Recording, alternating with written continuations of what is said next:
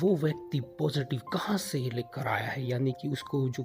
और दोस्तों, इसका चौथा स्टेज जो आजकल इटली और चाइना उसकी चपेट में आ गए। इटली में 24 घंटे में 750 से ज़्यादा लोगों की मृत्यु हो चुकी है।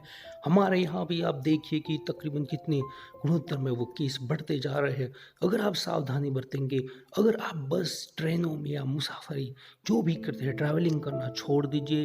और ज़्यादा से ज़्यादा जो लोग विदेश होकर आए हैं उनके संपर्क में मत आइए। अगर आपके आसपास ऐसे लोग हैं तो तुरंत सूचित कीजिए पुलिस को या आरोग्य को, ठीक है। तो ऐसे सावधानी बरते रखें। आप घर में हैं तो चिंता करने की कोई ज़रूरत नहीं है दोस्तों, और डरने की कोई ज़रूरत नहीं है, क्योंकि डरने से आपके बुखार होता है, खांसी होती है, वो सामान्य होगी, फिर भी लोग डरते हैं।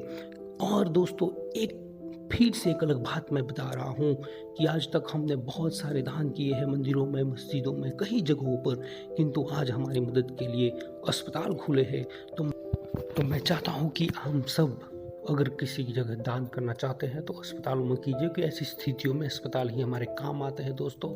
और दूसरी बात यह है कि अगर कोई ट्रेनों में या बसों में जाना चाहता था, उसने रिजर्वेशन पहले से किया हुआ है, तो रेलवे बोर्ड में आज मीटिंग की है और उन्होंने सभी ट्रेनें, ज़्यादातर ट्रेनें रद्द कर दी गई हैं। अगर किसी ने टिकट बुक कर ली है तो उसको रिफंड मिल जाएगा दोस्तों, तो ये भी कर ले। और ज़्यादा से ज़्यादा लंबे दूरी की ट्रेनों में जाने से बचे, किसी अनजान चीज़ों पे मत अपना हाथ लगाए दोस्तों।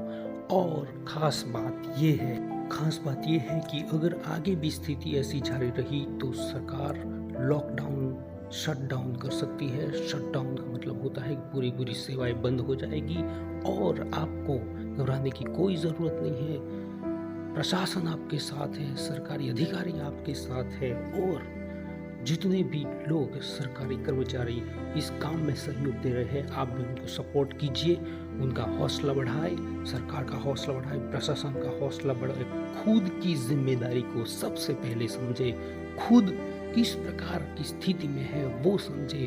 अगर एक एक व्यक्ति अगर इस स्थितियों को समझने लगेगा तो कोरोना का बाप भी इंडिया को नहीं हरा सकता दोस्तों।